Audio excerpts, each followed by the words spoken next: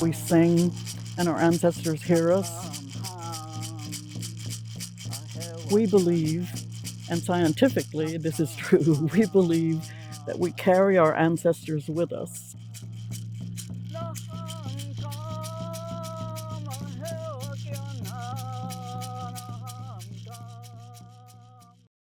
Those ancestors knew this language, and that's how they got us here today. This knowledge of the language is critical to us to revive, because once we can begin speaking to each other in our language and saying those words out loud, that's what's really going to let us reclaim our culture that was stolen from us.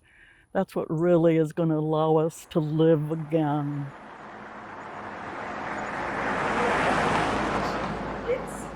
So we have the first word is Napakō. Napakō. Napakō. Napakō. I have the three consonants that we already learned, right? The N, the P, and Ka, right? And of course, it sounds like the sound is empty, but we have to combine it with vowels, no? Napakō. Napakō. Yes.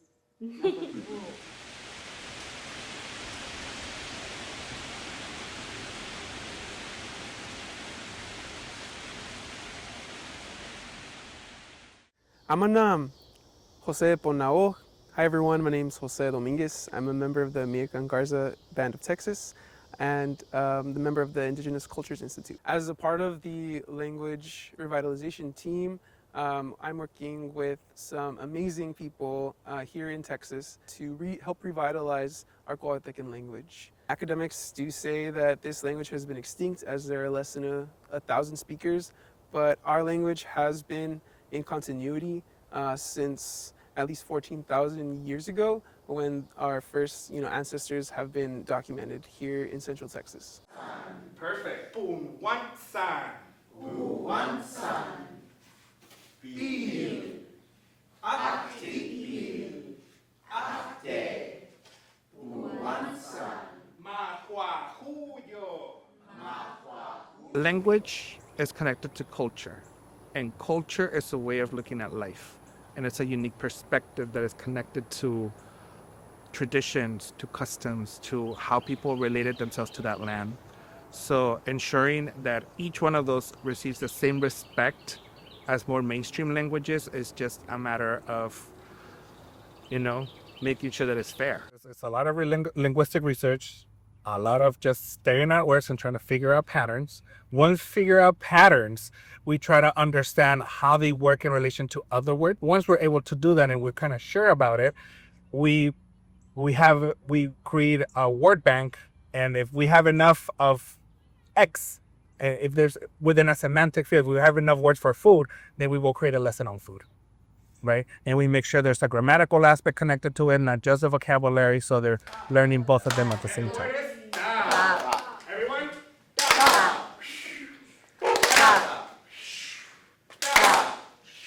Okay? Stop. Okay, let's review. As a facilitator for our language program, the way that we're approaching language revitalization is community-based and supported by the elders and the academics and the linguists that are creating our materials. So we have generated K-12 worksheets to help our community learn the language, learning the number systems, learning the words of the elements and nature, of animals, of family relations, and trying to say hi to each other. And so through this process, we're building the beginning steps of our language revitalization and revival.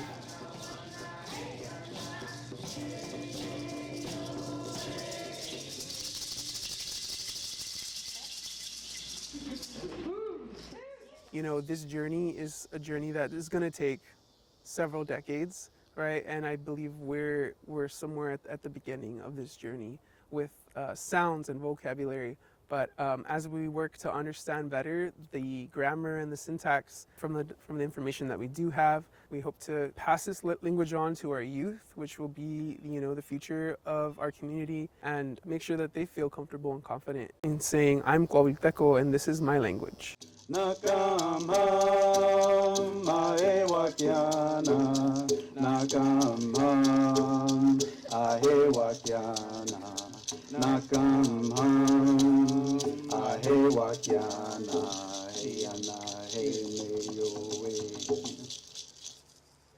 you. Welcome to Sacred Springs Powwow! Woo! Folks, I want to welcome everybody to this wonderful celebration. I'll tell you what, the Sacred Springs celebration is always very special. One of the more unique powwows in the state of Texas, and one of the more unique powwows anywhere in the country. Amanam, Genevieve von Auk. Hello, my name is Genevieve Schroeder Arce, and I'm a member of the Miacan Garza Band of Central Texas. I am a youth leader and assistant instructor with the Indigenous Cultures Institute Summer Arts Encounter. Growing up, I had a lot of issues with self-confidence, and I think that that's a very common theme and a thing that a lot of Indigenous people experience. Just because of all the indoctrination that happened during colonization and making Indigenous people feel inferior, that has trickled down to these future generations.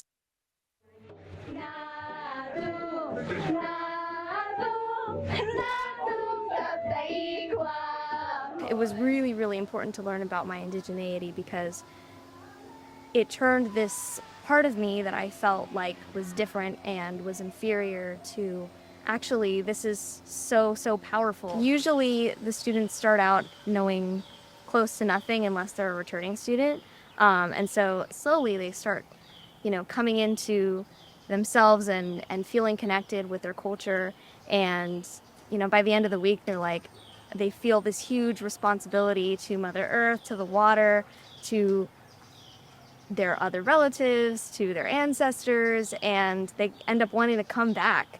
It's just really amazing. It's one of my favorite things to see every year, how these young people grow and transform throughout even just 1 week and then progress even more throughout the years.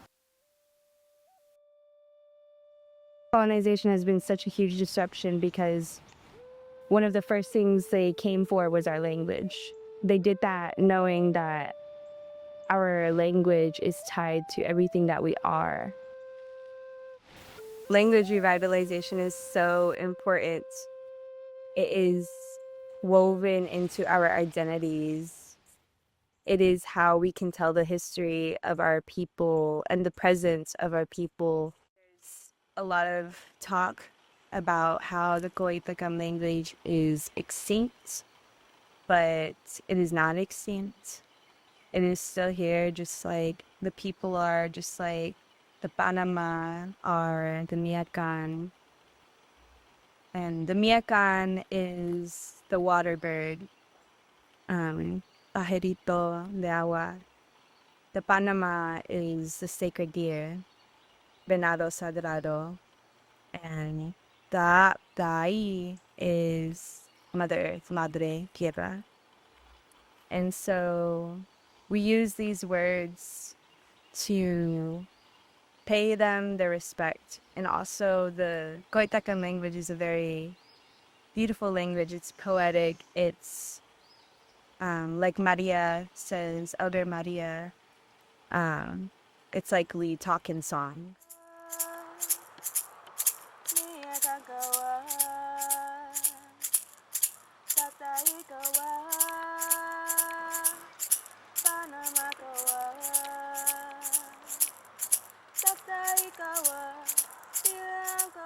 Everything about the indigenous people in Texas, everything has been stolen or suppressed so that we should never know or find out who we are and who we were.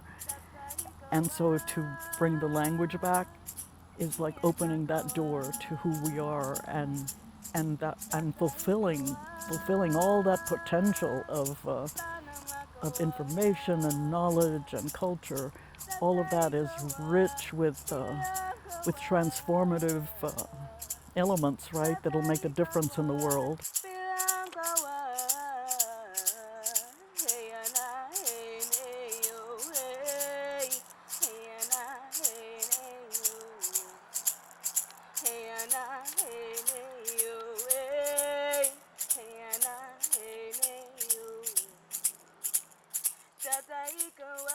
We know that there are young people working on this, and that there will be the day when we are gathered together and we're talking to each other in Coahuiltecan.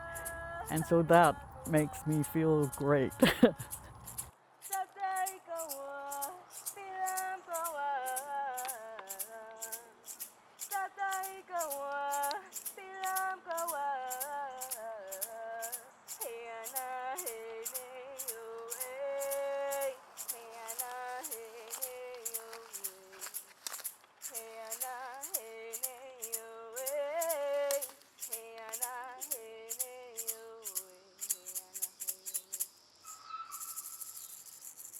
And that's Napakō,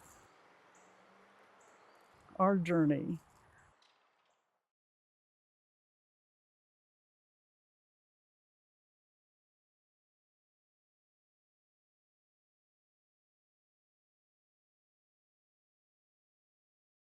Like your favorite Coahuiltecan word or phrase? Yeah. I'll give you two, just because you can pick whichever one fits better, comes out better.